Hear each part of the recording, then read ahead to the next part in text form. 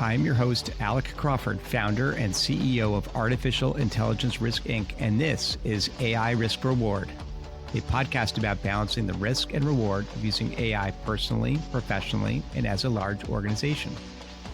We will discuss hot topics such as, will AI take my job or make it better?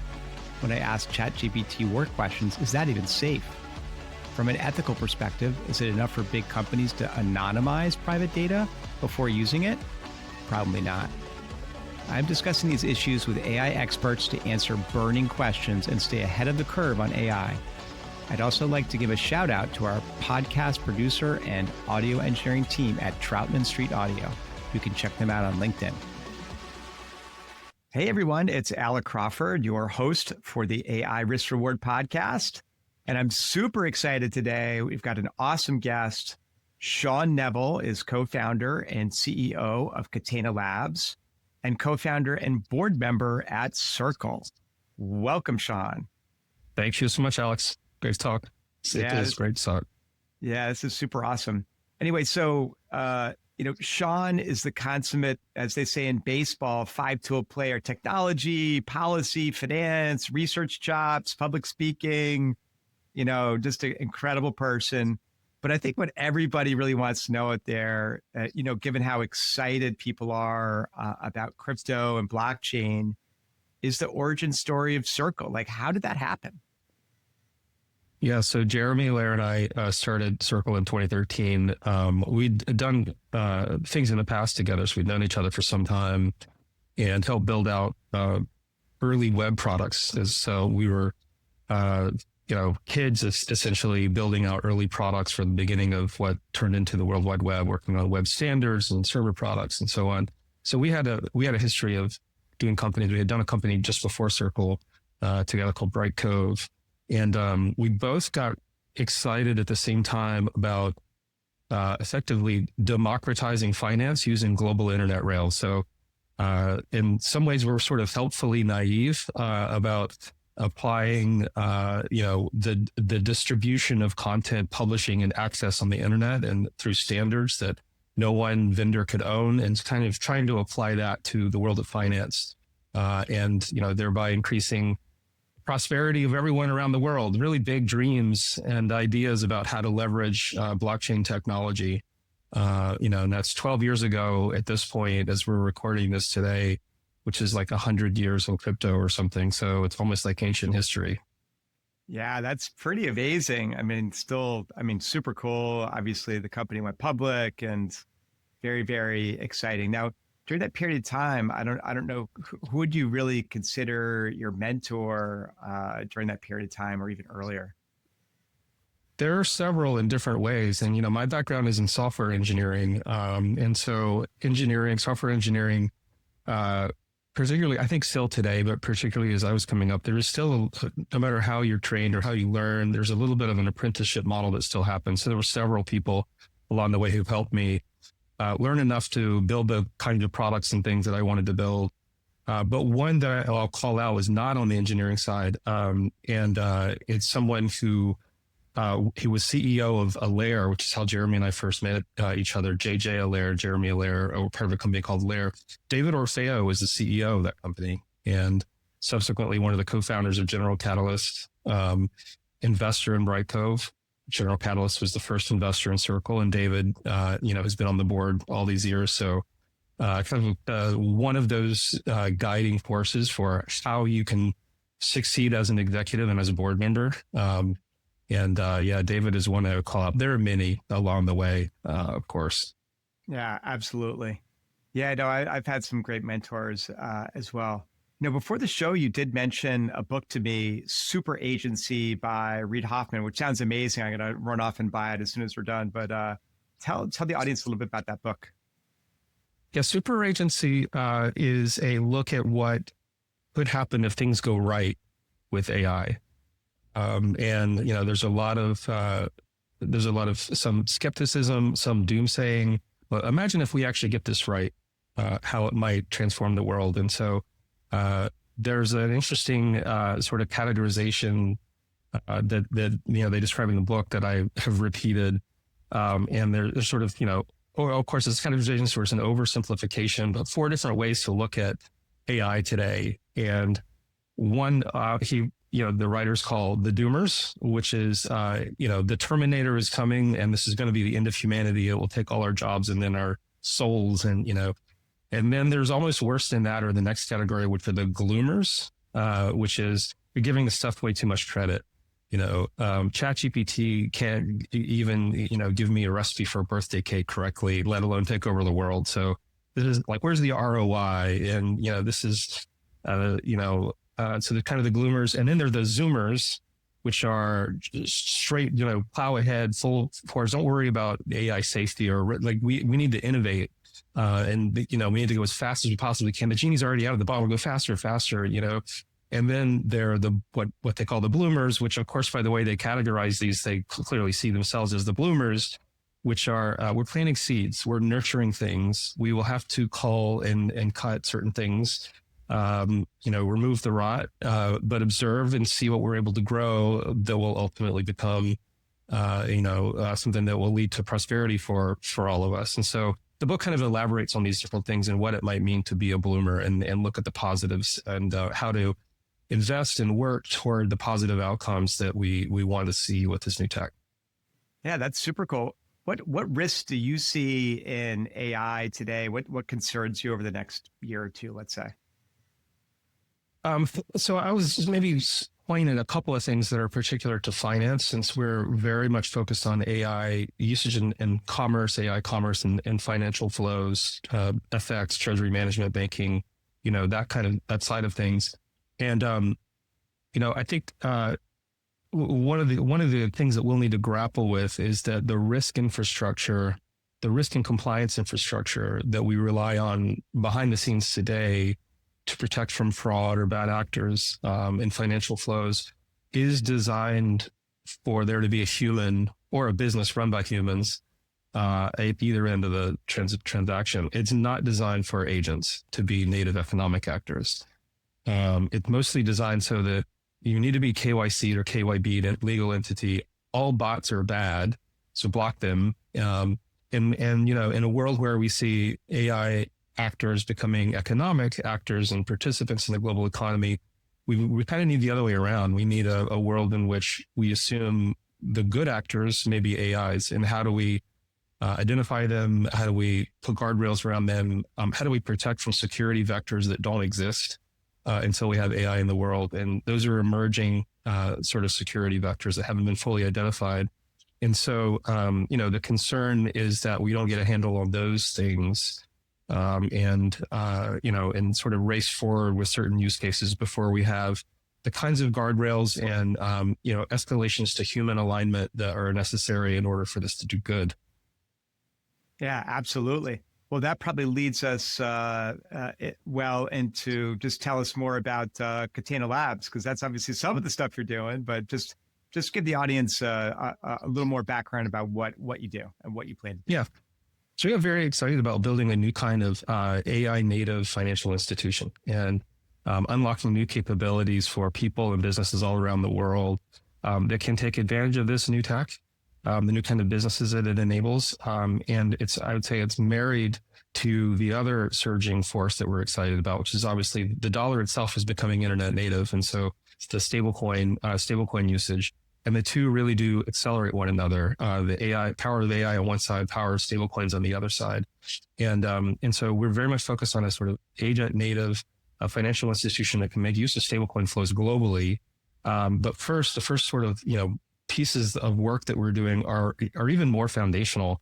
So much more around how do we identify AI actors, whether they're using stablecoins or not? How do we identify AI actors and map them back to the people or the legal entities that we're meant to be interacting with? How do we apply policies to them based on identity? And how do we audit and observe them and understand their decision-making carefully? And this is we believe is just a foundational element that should span ecosystems. It shouldn't be owned by any one particular vendor, in the same way that e-commerce primitives are not, SSL and HTTPS are not owned by Google or Facebook or Microsoft. They're just, they're common standard technologies. And we would love to see the development of those when it comes to agent discovery and communication and guardrails. And so we're spending a lot of our time, working at that level today so that we can unlock, of course, a separate work stream, which we've been a little quiet about to date, about, building on this, building on that layer so that we can build safe and very powerful AI economic actors. Yeah, so that really should be the theme for the show, which is the convergence trajectory of AI and blockchain. Do you want to say more about that? Yeah, it's really two forces, and I would say one seems to surge when the other is maybe ebbing a little bit, at least this year. And so very toward the tail end of last year, in the beginning of this year, the conversation and the focus was very much around AI orchestrations. So workflows that have some inclusion of large language models to parse data, help make decisions, help people make smarter decisions faster, more effectively. And how do you make this reliable and good beyond just a demo or a proof of concept? Like how do you really make these workflows where LLMs need to do things in the real world, have some concept of memory, and be able to interact with one another in a composable fashion? To the extent that we were leveraging stablecoins and the payment flows between AIs and the resources they were accessing, or the other AIs when AIs are experimenting with payments to one another, to the extent that we were using stablecoins, we didn't necessarily highlight it because at the time the movement for the from the dollar going internet native, as we think of it, had not achieved a kind of escape velocity relative to the rest of crypto that it subsequently has. And so the focus was very much on AI, the web itself going agent native, so to speak, and the fact that this technology will touch everything, and it's touching certain domains in this very early phase, even now. And how do we make this reliable?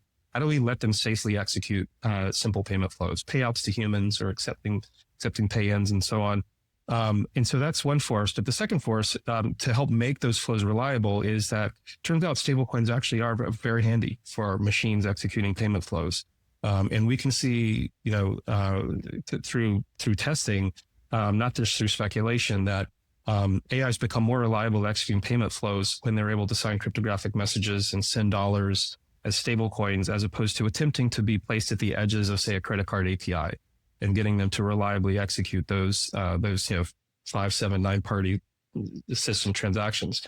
I will say between those two forces, it feels over the summer that the stablecoin force really surged ahead. And if anything, people lately have gotten more skeptical about the capabilities of AI agent flows or agents as economic actors. And so it's interesting how it sort of flipped the other direction. But both are moving, strongly. And the AI side in particular, it's the fastest pace of innovation of anything I've ever seen in my time building software and companies. Yeah, I totally agree. So in terms of crypto, hypothetically, if you had $1,000 to put into crypto today and you could not change that for a year, where would you put it? As an investment? Sure. Yeah, so I always steer away from the investment question. It used to be in the early days of Circle, we would, go to, say, Bitcoin conferences or things. And the last question was always, what is the price of Bitcoin going to be? And I've always avoided anything, related to that. Chris Dixon has this phrase where he refers to kind of the spectrum of crypto interest. And at one extreme is the casino, where it's a lot of speculative investment. And then the other extreme is the computer. And I would say we've generally been closer to the computer side of the spectrum and really interested in the utility value that sending dollars over crypto rails can unlock. So that's what led us to develop, USDC in 2017, launched it in 2018 with Coinbase as our distribution partner at the time. And so I've always been focused more on that side and less on the speculative investment side. So to answer your question, I would look toward the utility cases outside of crypto capital markets use cases. And it's the reason we started Circle in the first place, the reason we started USDC, but it's still use cases that haven't been fully unlocked, which is using this globally for payments. And I think now is really the time when dollars need to be sent, particularly across borders. You can move $1 trillion for very tiny fees in milliseconds now. And that unlocks all kinds of new capabilities. And so companies that are focused on payment flows, stablecoin treasury management, and those kinds of use cases are particularly interesting, I think, at this stage. Yeah. Is there anything that concerns you about the crypto ecosystem right now? There are always concerns in any ecosystem. I think one of the things that I think is good about the sort of origins of the Bitcoin movement in particular is this sort of resilient conviction around increasing access to money globally, and not needing to necessarily be beholden to gatekeepers that take 2 to 18 to 20 something percent just for the privilege of moving your money data around the world. And I think that is something that the internet wants data transmission to be free, and money is effectively data at this point. And so, those are sort of the positives. We'll stick to the positives. I think there has been a case where it's been really unclear from a regulatory perspective how to think about certain crypto assets, or until recently stable coins. In some of those cases where there's lack of regulatory clarity, it sort of pushes people into more dangerous decision making if they're going to continue to innovate in the space, and that may lead to questionable decisions outside the perimeter of regulation. So thankfully, with stable coins and usually when we say stable coins, we really mean dollars right now. There's Euro coin, there are peso coins, there are Korean won, but really people are talking about dollars. That's where the transaction volume is on chain. And when we're talking about dollar stable coins, now there is regulatory clarity from the U.S. government, which will put its stamp of approval on how a payment stable coin needs to operate, how its reserves need to be managed, what are the protections, and so on. Obviously there's been a lot of progress there that has cleared things up. Yeah, that's great. So what is something that for sure about crypto or the crypto ecosystem or blockchain that most people do not understand, or maybe even think the opposite? That's an interesting question. One of the things I think is often glossed over is the meaning of programmable money. So we're talking about dollars moving on blockchains, and it can sound like, well, that's just a pipe and it just flows. And, people think of dollars flowing through, a bank through wires or ACH or even credit card payments, not necessarily knowing all the details, but there's just this concept that numbers move from one place to another. And the thing that's a little bit different about most of these blockchains that we're working on today is that they do allow numbers to move in a different fashion, via trust and cryptography and these underlying primitives. But more than that, they also allow applying rules to the movement, and rules that can be encoded in software in a way that nobody else can, everyone can see and people cannot modify. So rules around things like enabling escrow situations, or unlocking to particular addresses at a particular time, and composing these rules in a way that it's more than just a database updating numbers. It's also a machine that is a computer that is capable of executing rules and logic in order to facilitate these flows. And this concept of programmable money is, I think, understood by and large from the crypto community. It's not yet really cracked a lot of some of the other communities that are beginning to make use of stablecoins and the like. Yeah. And now a word from our sponsor. Artificial Intelligence Risk Inc. accelerates adoption of GenAI safely. They provide the governance, risk, compliance, and cybersecurity platform that financial, healthcare, and other regulated organizations need before they can use GenAI safely and in compliance with regulatory requirements. Their software has won #1 awards for cybersecurity and compliance from Waters Technology. Find them at aicrisk.com. Looking out a few years, how can we keep AI from doing bad things to people? And I don't mean like the Terminator. I mean like losing lots of money trading your stocks, or accidentally spending $7,000 on a plane ticket when you wanted to fly coach or something like that.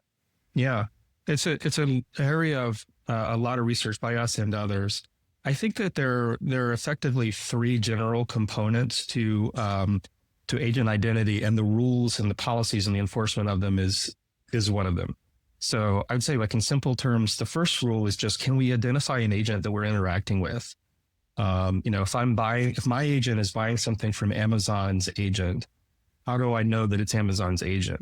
And how do I just track that back to Amazon as an entity that's responsible for its relationship with me? And today we don't even think about that. If I go to Amazon.com, our browser uses, we have certificates that are signed by an authority. Everyone is kind of implicitly, even if you see a lock on your browser, we don't usually see that anymore.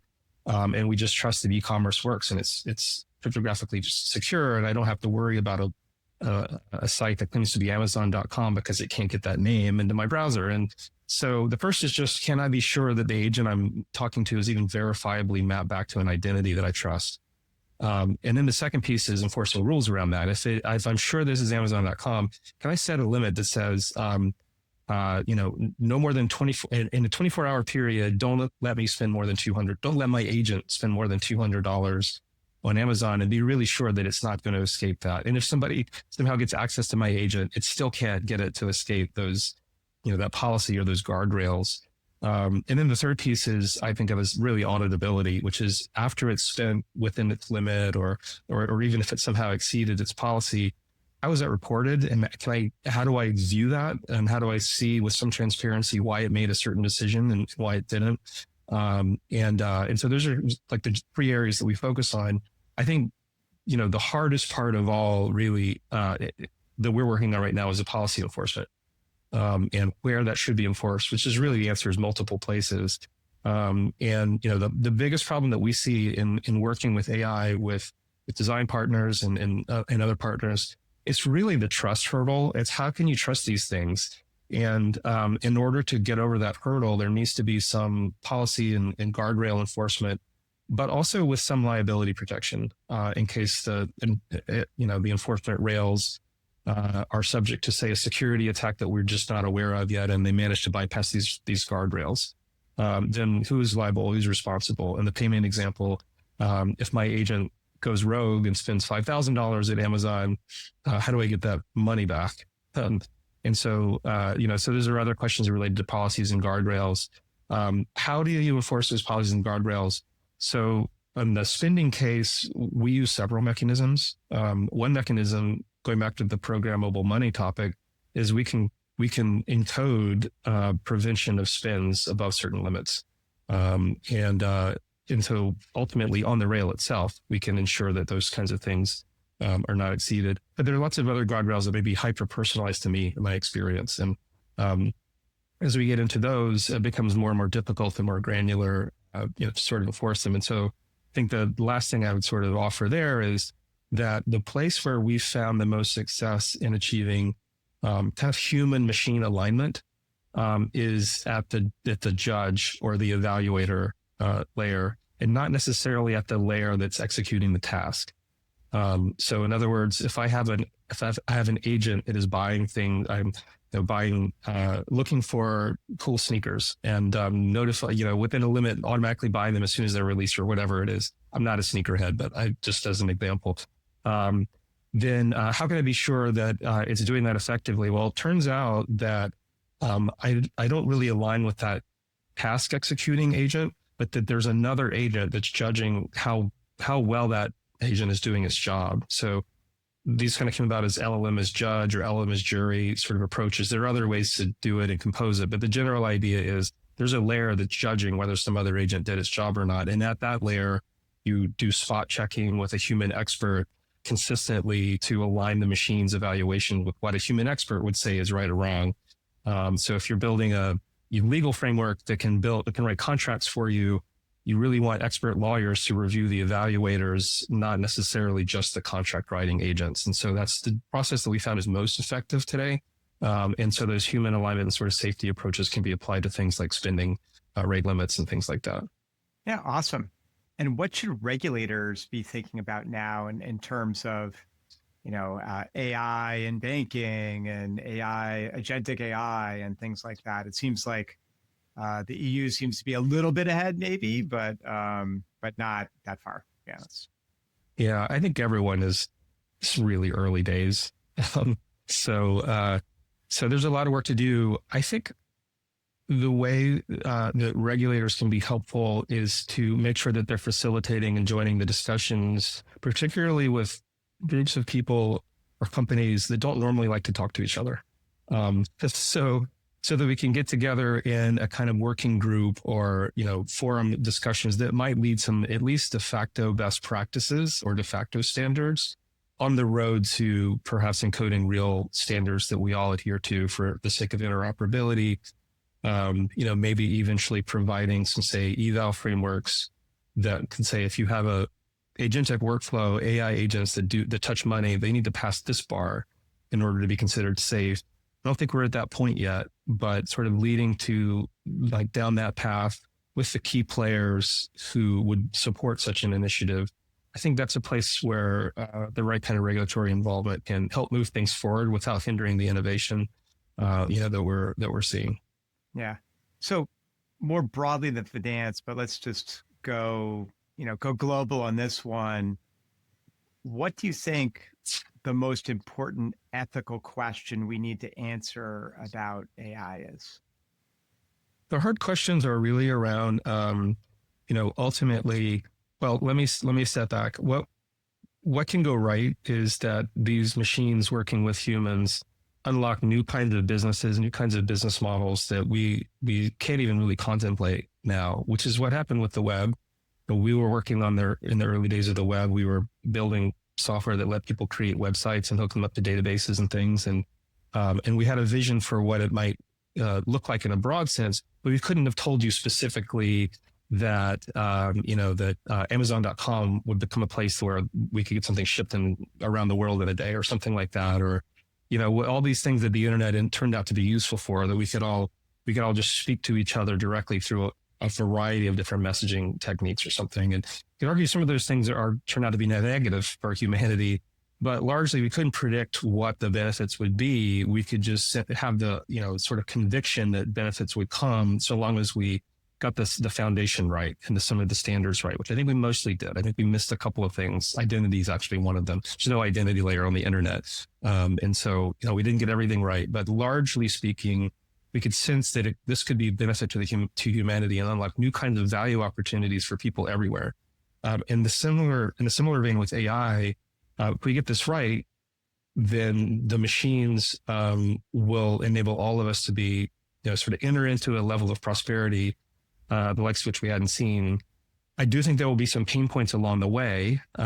It will challenge certain ways of working, if not certain specific kind of job positions, but it'll also add new kinds of ways of working.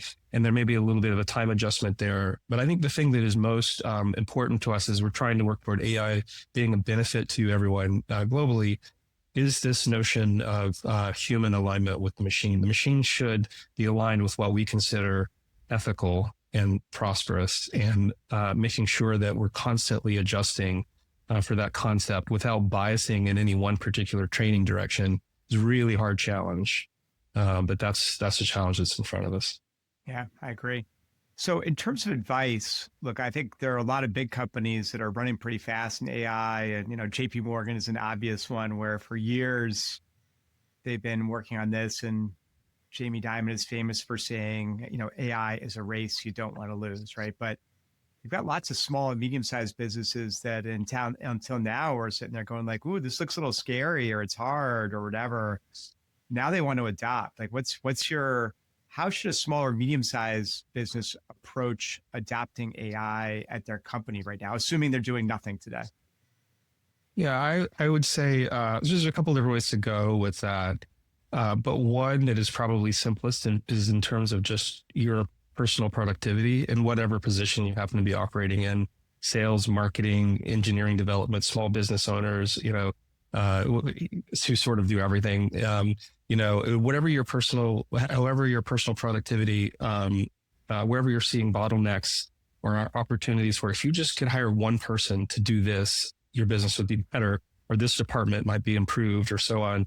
Experimenting within confines, proof of concept pilots, giving it constraints, just experimenting and learning how you might be able to fold in even the sort of chatbots are not agents, but even beginning to fold in sort of chatbot user experiences that are in front of these large language models into your workflows. It unlocks the ability to learn about prompting, chaining prompts, evaluating them, injecting data, getting these things to understand with certain access to certain kinds of data, how they might be improved, and increasingly sort of iterating on your own productivity is one way to get started. The other answer is if you're a company and you're really working in AI, building like an AI sort of product, then the bottlenecks largely today are not the large language models. They're integrations with things like data and API integration reliably through tools and the like.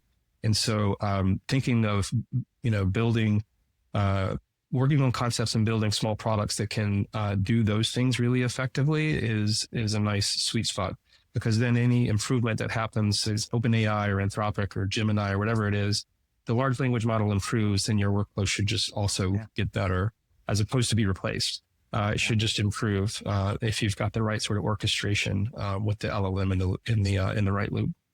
Yeah, I think the good news there is MCP, or Model Context Protocol, which allows agents to talk to each other, is coming fast, right? And then it should be relatively easy to integrate your AI model with third-party apps and data, things like that using MCP. Of course, we'll see.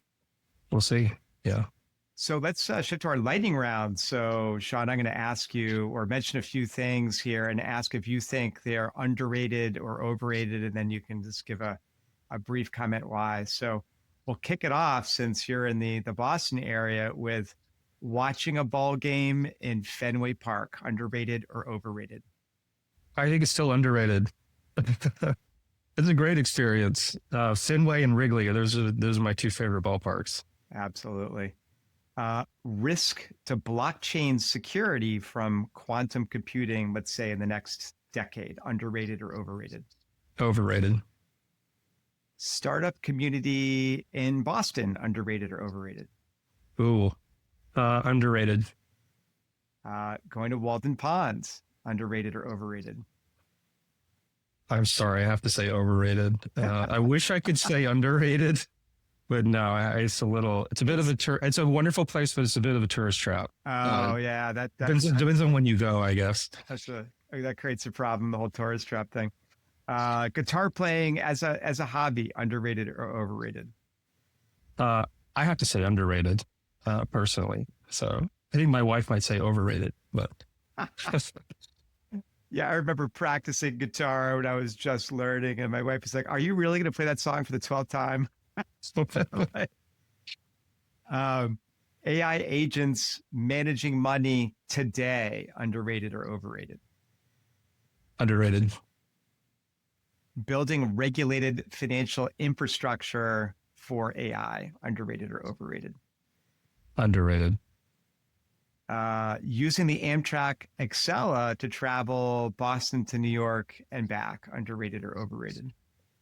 Underrated, especially now that there's who knows if there's air traffic controllers staffed in if you're flying is the alternative, definitely Acela, especially Boston, New York, DC, those routes, highly recommended. Yeah. The need for regulation in fintech and crypto, underrated or overrated? I would say that one's about right. Okay. It's rated correctly. Perfect. And last but not least, the movie The Social Network about Mark Zuckerberg, underrated or overrated? I think it's overrated. I'm sorry, Jim Breyer. I think that particular movie is overrated. Yeah. Anyway, this has been fun, Sean. Thanks for coming on the show. This has been Sean Neville, co-founder and CEO of Catena Labs and co-founder and board member at Circle. Thanks for coming on the show. Alec, it was a pleasure. Thanks so much. Now, give the audience a little of information about where to find Catena Labs on the internet or social media or whatever. CatenaLabs.com. We have a site. We're still been quiet. So the site is, you'll see it develop over the next several weeks from where it is now. And of course, circle.com. You can see that as well. Awesome. Great. Thanks, Sean. You are listening to the AI Risk Reward Podcast with your host, Alec Crawford. You can find us anywhere you listen to podcasts, for example, Apple Podcasts. Production and sound engineering by Troutman Street Audio. You can find them on LinkedIn. Please like, subscribe, and comment.